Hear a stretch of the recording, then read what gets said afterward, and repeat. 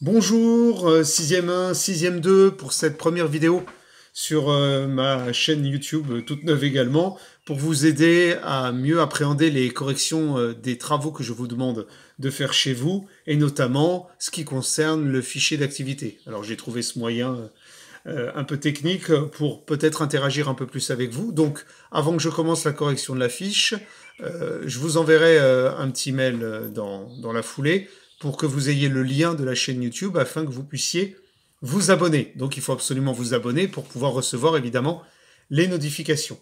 Et puis sur cette chaîne YouTube, vous verrez, il n'y a pas que pour les sixièmes, mais vous vous occuperez seulement de la playlist qui vous concerne. Je tâcherai de mettre les corrections et puis également d'autres éléments au fur et à mesure, notamment concernant les cours. Donc si vous avez la moindre question, hein, vous pouvez dans les commentaires poser vos questions ou alors vous adresser à moi par l'adresse mail que vous avez tous. Alors, on va commencer. Le travail qu'il y avait à effectuer hier après-midi concernait le grand 5 du chapitre, c'est-à-dire la partie sur la romanisation de l'Empire, c'est-à-dire la façon dont les Romains, après avoir conquis de nombreux territoires, ont pu les faire s'assembler, même si c'était des territoires qui étaient de culture et d'origine différentes, grâce à ce phénomène qu'on appelle la romanisation, c'est-à-dire l'adaptation d'un style de vie romain par tous les habitants de l'Empire. Alors pour ce faire, vous aviez une fiche qui concernait la ville de Timgad, qui n'est donc pas une ville d'Italie, hein, ni même d'Europe, nous reverrons ça par la suite, et le premier travail qu'il y avait à effectuer était, en associant donc le schéma ici et la carte, d'arriver à compléter. Mais d'abord, on vous demandait, comme d'habitude, hein, vous en avez l'habitude, quelle était la nature des deux documents. Alors, il y avait ce document 1 là que vous voyez à l'écran, et puis le document 2 en dessous. Alors, pour la nature du document 1, c'était un peu plus compliqué, puisque il fallait remarquer qu'évidemment, ce n'était pas une photographie, ce n'était pas des vestiges, mais on voyait que la ville était complète et on voyait que c'était dessiné. Alors, il fallait se souvenir, on l'a déjà vu, mais qu'il s'agissait là d'une reconstitution. Et puis, le deuxième document, là, la nature était dans le titre du document, c'était plan de Timgad, donc il fallait écrire, hein, ce sont une reconstitution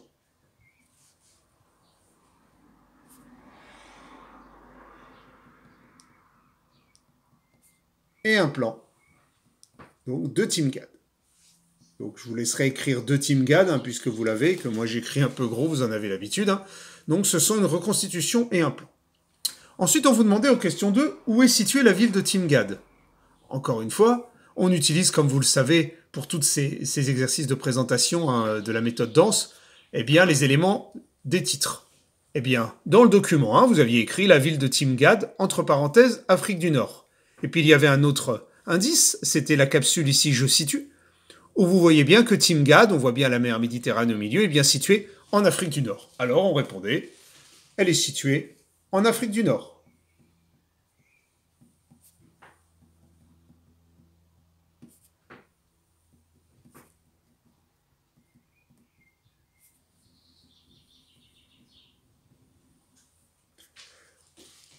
Troisième question, entoure le nom de son fondateur et la date de sa fondation. Alors là, il fallait se reporter à la petite note que vous aviez sous la carte. On vous mettait donc la nature, reconstitution, de la ville de Timgad, fondée par l'empereur Trajan en 100 après Jésus-Christ. Donc, on entourait l'empereur Trajan, alors soit vous entouriez Trajan, soit évidemment l'empereur, et la date de sa fondation, donc 100 après Jésus-Christ, donc la dernière année du 1er siècle. Alors, l'exercice que vous aimez souvent faire, donc compléter, en l'occurrence, la petite reconstitution grâce au numéro qui était placé dans le dessin et bien sûr en s'aidant ici du plan, il fallait compléter hein, les numéros, donc il y en avait en tout 11. Alors là, évidemment, il fallait, ce qui est idéal dans ce genre d'exercice, c'est de commencer par ce qui est le plus facilement identifiable, ce qu'on voit à l'extérieur. Donc par exemple, ici, vous aviez les grands termes du Sud, et on voyait bien là sur la carte que les grands termes du Sud étaient placés ici, complètement à droite. Hein. Donc vous voyez bien complètement à droite. Donc c'était le numéro 8. Alors en numéro 8, on pouvait mettre un grand terme du Sud. Donc vous l'aviez là. Alors moi je vais sûrement écrire un peu gros. Donc j'essaie de le faire quand même proprement. Grand terme du Sud. C'est fait pour l'écriture informatique, ça. Hein. Ensuite, nous avions ici, tout en haut à gauche, 7 complètement isolé. 7, on pouvait évidemment se référer à la même chose ici, les grands termes du Nord. Donc numéro 7, grands termes du Nord. Hein. On fait d'abord les éléments qui sont le plus facilement identifiables. Hein. Pas chercher forcément à faire 1, 2, 3, 4, 5, 6, 7, hein, ça n'a pas d'intérêt. On va chercher ce qui ne souffre pas de contestation, ce qui est vraiment très visible. Alors, on avait d'autres éléments après hein, qui étaient isolés. Ici, il y en avait plusieurs. Par contre, ici au sud, vous aviez quelques petits éléments. Par exemple, là, ici, hein, ce qui correspondait au numéro 11, vous l'aviez bien là. Voilà, vous l'avez ici. C'est le Capitole. Alors, hop, le Capitole. Celui-là, il est facilement identifiable. Au sud, on a encore des numéros, là, 10, 9 et 4. Donc, on pouvait suivre le plan ici, hein, 10, 9 et 4. Donc, 10, on l'avait sur le plan, le marché de Sextus.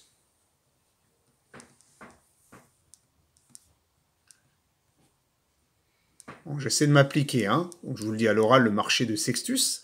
Hein. En 9, à côté, juste à côté, hein, vous aviez hein, le temple du génie et de la concorde.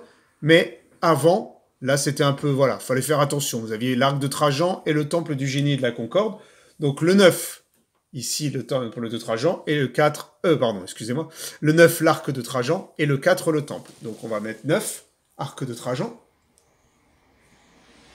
Et on n'a pas la place de mettre temple du génie et de la colonie, pardon, et donc on va mettre juste le mot temple.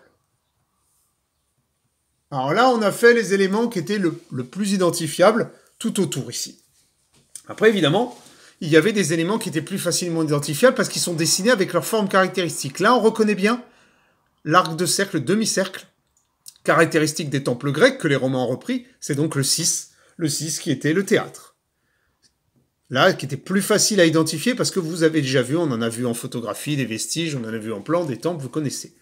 Juste à côté, on a le numéro 3. Donc sur le plan, à côté du théâtre, on avait en 3 la basilique flèche, mais il y avait aussi le forum. Alors avec le 3 et le 2, c'était pas évident, le 1, etc.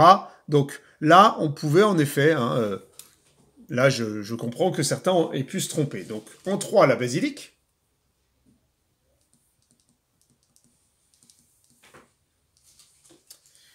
Et puis, on a ce numéro 5 ici qui est au milieu, mais qui est placé complètement à gauche là. Donc là, on peut essayer de voir sur l'extérieur du plan et on voit qu'il y a indiqué une bibliothèque. Donc on peut noter la bibliothèque. Ce qui nous laissait plus que 2 choix. En 1 et en 2. Nous avions donc forum et curie qui étaient placés l'un au-dessus de l'autre. Donc on voit bien que la curie est plus basse, ici 2, donc, et 1 pour le forum. Donc un forum, hein, donc... la version romaine de l'agora grecque. La curie, en gros, se réunissent hein, les notables pour décider du sort de la ville. Donc vous voyez, pour revenir sur cet aspect de romanisation, les noms des bâtiments qui se trouvent à Timgad sont exactement les mêmes noms que les bâtiments que vous avez à Rome ou que vous aurez dans n'importe quelle ville de l'Empire romain, comme par exemple à Mediolanum Santonum Sainte ou dans d'autres villes, que ce soit les villes du sud de la France, comme aujourd'hui Orange, Nîmes, Arles, Lugdunum, Lyon, etc. Alors, question numéro 4, à l'aide du document 2, pardon, excusez-moi, nous l'avons fait, la question numéro 5, qui était sur la romanisation, on vous dit, hein, adoption du mode de vie, de la langue et de la religion des Romains par les peuples. Timgad est un exemple de romanisation dans l'Empire. Cite 3 bâtiments qui montrent l'adoption du mode de vie romain par les habitants de cette ville. Alors, il y avait évidemment beaucoup de réponses possibles. La plus simple, à mon avis, parce qu'on l'a souvent évoqué, c'était les thermes. Puisque cette habitude d'aller tous les jours au terme pour des raisons d'hygiène, mais surtout pour établir des relations sociales, on l'a beaucoup évoqué. Et c'est vraiment un mode de vie romain, très typique, comme vous pouvez le voir sur le site d'Ufa, par exemple, du côté de Méché. Donc, les termes. Ensuite, j'ai évoqué tout à l'heure le théâtre, qui est un loisir grec, mais que les Romains ont repris à leur compte et diffusé dans tout l'Empire. Et puis, j'ai évoqué aussi le bâtiment politique, fonction politique, la curie. Donc, on pouvait noter ces 3... évidemment, exemple, on aurait pu rajouter évidemment les termes. D'accord? Donc on va noter les termes, le théâtre et la curie.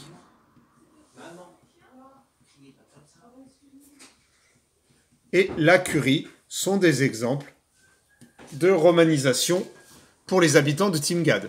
Du coup, que l'on soit à Timgad, à Rome,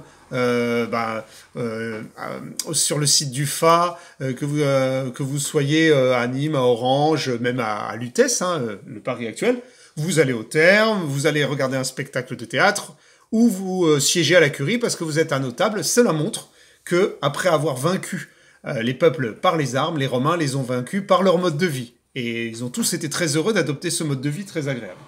Enfin, dernière question, la question numéro 6.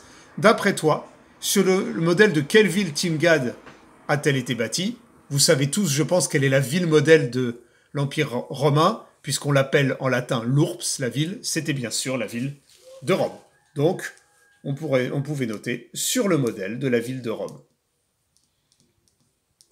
Puisqu'on a certains bâtiments que nous n'avons pas forcément ici, mais nous pouvons être sûrs qu'à Timgad, il y avait un amphithéâtre, par exemple, pour les spectacles de gladiateurs, les combats entre hommes et animaux, etc.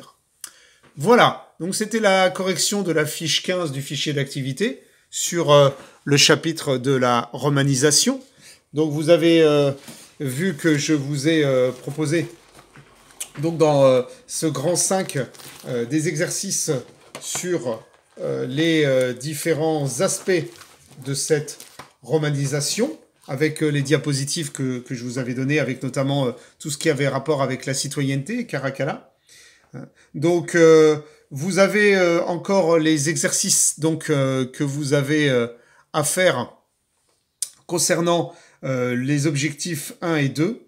Je mettrai cette fois-ci directement, je vous enverrai les corrections de ces petites questions, car c'était des choses assez simples, hein, je ne reviens pas dessus.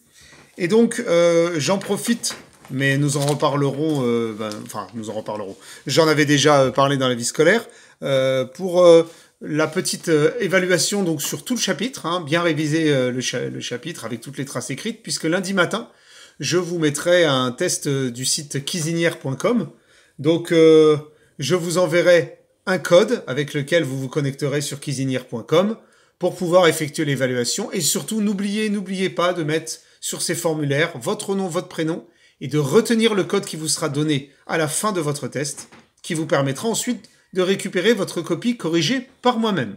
Voilà, si vous avez des questions, j'essaierai peut-être dans le week-end de faire vite fait un petit point vidéo sur Cuisinière, on verra si je trouve le temps. En attendant, n'hésitez pas à poser vos questions. Voilà, à bientôt.